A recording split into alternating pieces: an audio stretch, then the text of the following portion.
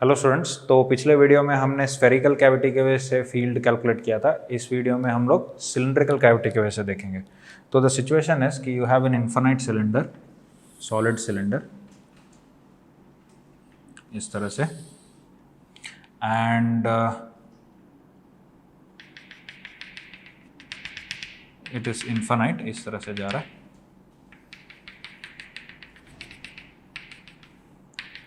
उसके अंदर सबसे पहला वाला केस देखेंगे कोएक्सियल कैविटी। कोएक्सियल कैविटी मतलब इसमें एक कैविटी है जो कि उसके सेंट्रल एक्सिस के पैरेलल है, एंड उसका एक्सिस क्या रहेगा, सेम इस तरह से।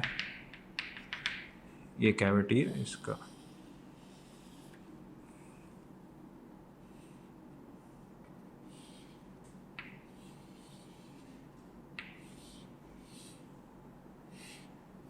ओके, तो इसमें जो भी चार्ज है इट इज हियर, ठीक है।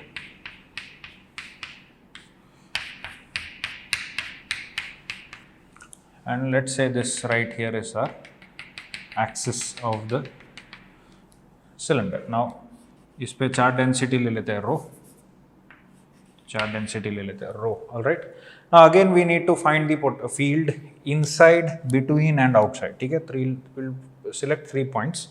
तो 3 पॉइंट्स ले लेते हैं। Let's say this is point A, ये पॉइंट ए हो गया, this is point B, and let's say this is point C. Okay, now you understand using the previous video what I am going to do here is कि एक बड़े fully positively charged wire के वजह से जो field होगा वो calculate करूंगा, plus field due to negatively charge wire उसके वजह से कैलकुलेट करके ऐड कर दूंगा। That's our trick. तो I am not going to draw those diagrams again, ठीक है। I am going to directly go into the mathematical relations, ठीक है। नाउ तो first one you can clearly see, let by the way I have to define the radii. तो इसका अगर radio, inner radio ले लेते हैं ए एंड आउटर रेडिया ले लेते हैं बी, ओके। तो फर्स्ट पॉइंट ए, ठीक है। तो पॉइंट ए के लिए what can I say about point ए?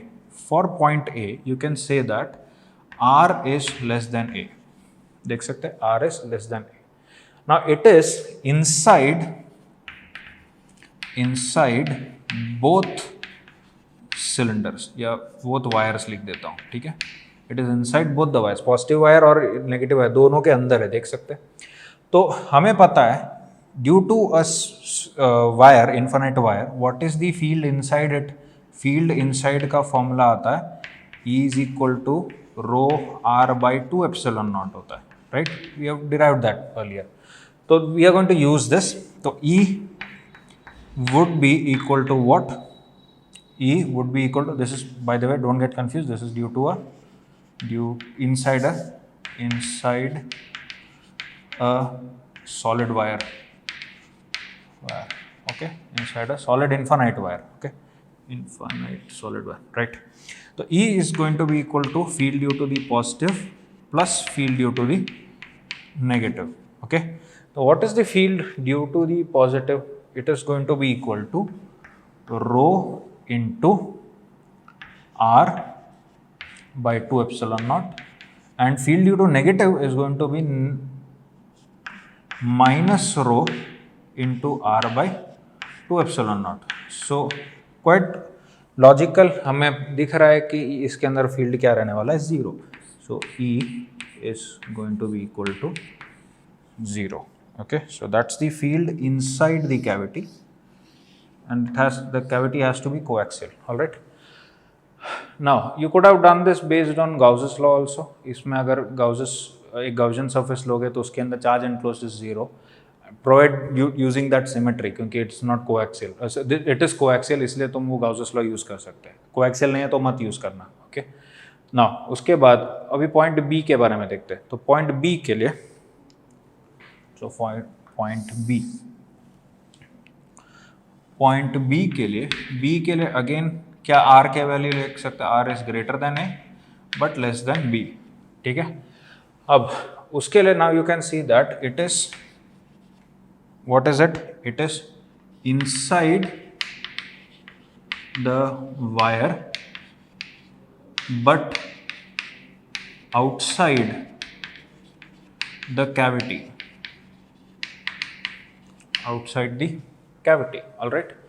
तो इसका भी कैसा कैलकुलेशन होगा, you can see that inside the wire है, इनसाइड दी वायर मतलब field positive, electric field is going to be equal to E plus plus E minus, तो positive के अंदर है मतलब इट इज़ क्वाइट सिंपल कि it can be written as rho into r by 2 epsilon naught, no problem that, ठीक है।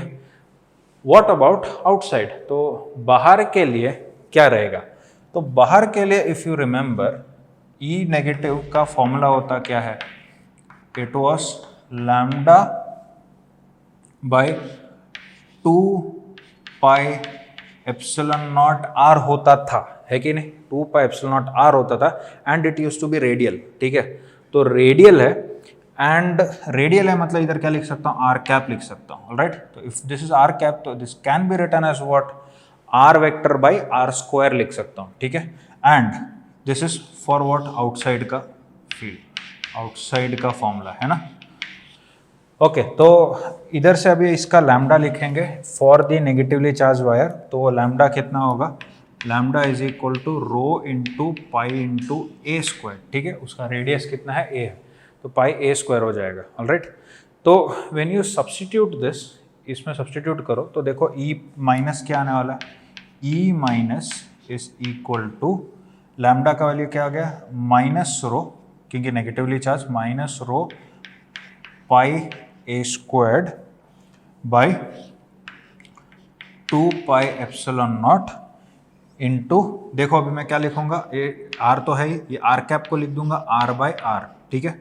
So from here I get E minus is equal to minus rho, देखो pi pi cancel हो गया, rho a squared by 2 epsilon naught r square times r vector, all right. All I need to do is add these two. When I add these two, I'll get E vector is equal to rho by 2 epsilon naught r vector times 1 minus a squared by r square. You can see the similarity with that of a sphere, उसमें क्या आता था, ए cube by are cube आता था, और यहाँ पे 3 epsilon naught आता था, right. So that's the field between the outside the cavity but inside the wire. Now next case we will see the field which is outside, ठीक है। सो सीधा देख सकते हैं यहीं से कि ई फॉर पॉइंट सी, अगर मैं पॉइंट सी के लिए बोलूँ, पॉइंट सी को क्या लिख सकता हूँ, it is r is greater than b, ठीक है। तो this particular is outside, outside both, ठीक है, outside both, positive and negative दोनों के बाहर है। तो इधर से again using the formula E vector is equal to E plus plus E minus, तो ई प्लस कितना होगा, देखो E plus is going to be equal to lambda by 2 pi epsilon naught r into are cap होता है। अब ये lambda कितना होने वाला है, lambda is going to be equal to rho into pi b squared for the complete, बाहर वाले के बड़े इसके लिए उसका रेडियस बी है, तो पाई बी स्क्वायर्ड होगा बाई कितना होगा, 2 pi epsilon naught r into r vector को क्या लिख सकता हूँ, आर कैप को क्या लिख सकता हूँ, r vector by r, okay. तो यहाँ से E प्लस कितना आया, E plus is going to be equal to rho b squared by 2 epsilon naught r square times r vector. Similar logic से E माइनस क्या रहेगा, E माइनस हमने already calculate कर रखा है वहाँ पे, which is equal to what, minus rho a squared by 2 epsilon naught r square times r vector. तो बस अपने को क्या कैलकुलेट करना है, ई क्या रहेगा इन दोनों का सम, तो E should be equal to what, it is rho by 2 epsilon not into r vector multiplied by b squared minus a squared by r squared, ठीक है, that is the field outside this particular wire. Now here's the thing, मुझे एक यहाँ पे confusion हो सकता है, what is this r vector. Sphere के केस में r vector was with respect to the centre, यहाँ पे आर वेक्टर किधर से रहेगा. Here the r vector has to be from the axis, ठीक है, फ्रॉम द एक्सिस. ओके, तो अगर मान लो इसके लिए ये ऐसा केस हुआ, इसके लिए ये केस हुआ, एंड इसके लिए ये वाला केस हुआ, समझ गए. So it has to be from the axis. All right. So that was for a coaxial cavity. Now what if the cavity is not coaxial but outside? मतलब non coaxial या off center रहेगा, तो कैसा रहेगा. All right. Let's look at that. Okay. Now what if the cylindrical cavity is out off center या off axis, ठीक है. तो ये अपना वायर हुआ,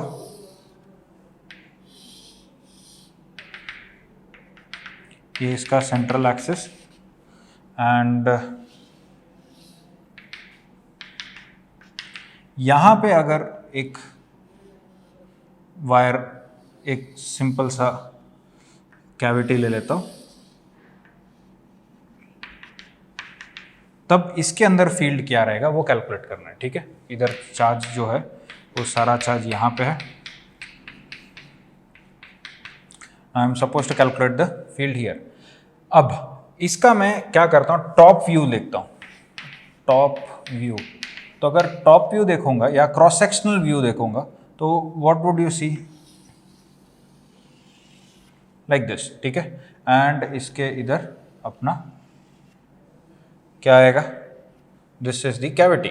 अब ये सेंटर हो गया, सेंटर ऑफ द वायर हो गया ओ, ये हो गया centre of the cavity O prime, and ये पॉइंट पी, ठीक है. This is a random point P जहाँ पे अपने को फील्ड कैलकुलेट करना है. तो I am going to again define similar to sphere, इसमें भी मैं डिफाइन करने वाला हूँ 3 vectors. This is a vector, ठीक है, this is R2 vector, and this is R1 vector. Now you can see the similarity here. तो इसमें पॉजिटिव के वजह से फील्ड और नेगेटिव के वजह से फील्ड वो ऐड कर देना पॉइंट पी पे.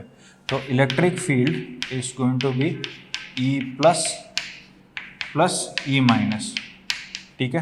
तो ई प्लस कितना रहेगा, it is going to be rho into R1